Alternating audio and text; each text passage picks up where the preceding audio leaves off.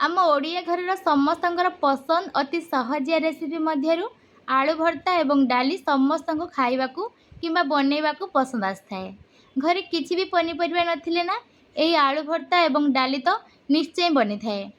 यह खट्टा पखाड़ किंबा गरम गरम भात हेउ सबुथिरे खाइबा जमी जाए। तो आज यही सिंपल रेसिपी वीडियो समस्त घरे बनुथिबा आलू भर्ता एवं डाली रेसिपी आपण मानक समूह शेयर करी। आशा करे आपण माने निश्चित भाव में मो भिडियोटी को लास्ट पर्यंत देखिए। तो ये मुझे तीनोटी आलू नहीं, तीनोटी जाक आलू को भल से धोई नहीं एमती मझे खंड खंड कर काटी नहीं सिझे नवा आम एमती गोटा सिझे पारे। जेहेतु ये आम पहाड़ी आलू मुझे तो टाण रुहे से काटी नौची आम सिझाई रखी नवा।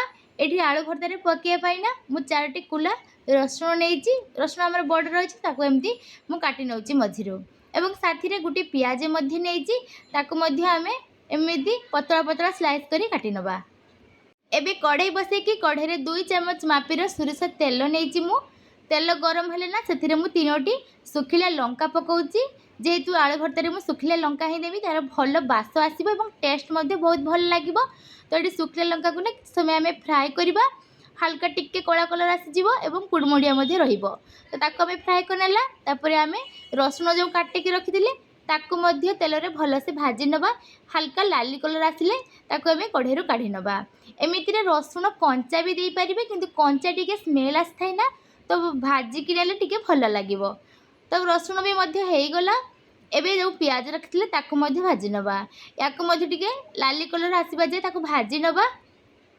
पियाज एबे ना पूरा भाजी गलानी, बेसी भी भाजबार ना पिता लगे तो ताकू आम काढ़ी नवा। एवं कढ़ई जो तेल रही से मसला तैयारी करी आम डाली तड़का लगेदेले।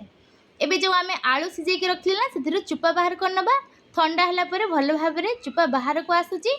एबे चुपा छड़े हो गला। एबे ताको आम भल से भर्ता बनवा। भर्ता आम कढ़ई बनवानी हाथ में ही बनवा। आम जो भाजिकी रखी लंका एवं रसुण ताको सब आम देदेले एवं स्वाद अनुसार लुण रखिनेले। एबे ताको भल भाव ना हाथ में भल से दली नवा। ये जो आम लंका एवं लुण को आम चकटुचे ना तार स्मेल बहुत भल भाव में आसूची। जदि एथिरु टिके लेकिना आम पखाड़ सहित खाइबा ना बहुत ही टेस्ट लगे। तो एबे आम भजा हो रही पियाज को देदेले ताकू भल से चकटी नवा। भल से एबे चकटी हो गला, खंड खंड भी किसी रहिबो। एबे आम जो आलू सिझा से देदेबा। आलू सिझा को हाथ में भल भाव में आम चकटी नवा कहीं अलग किसी जिनस चकटिले ना टिके आमर रही खंड खंड से हाथ में भल भाव में चकटी नौची। एथिरे सुखिला लंका गुंड, कंचा लंका किंबा गरम मसला एवं जीरा गुंड थिले ताकू देई परिबे, भल टेस्ट आसीबो। तो एथिरे अल्प किछि ना मु सोरिष तेल दउची, 1-2 बुंदा। जेहेतु कंचा तेल रही तो राया लगे, बेसी मु दौनी। आपण मानकर पसंद अनुसार देबे नहने स्किप करेंगे। एबे सब जाक भल से चकटी नेले ना एबे मु किछि धनिया पत्र को दउची। एकदम फ्रेश रही एवं भर्ता आमर भल से सेंट मध्य करिवो। तो सब जाक आम मिसई नेले। 3टी आलू नहीं ना तो 3टी मीडियम साइज गोला एठी मोर बाहर हो जाइए। तो 2-3 जन तो आराम से यही भर्ता खाई पारिबे। आपण मैंने तो निहाती घरे यही भर्तार रेसिपी बनाऊे। तो यही भिडियोटी देखला पर ना यहीपरी भाव में बनातु, निश्चय भाव में टेस्ट आसीबो।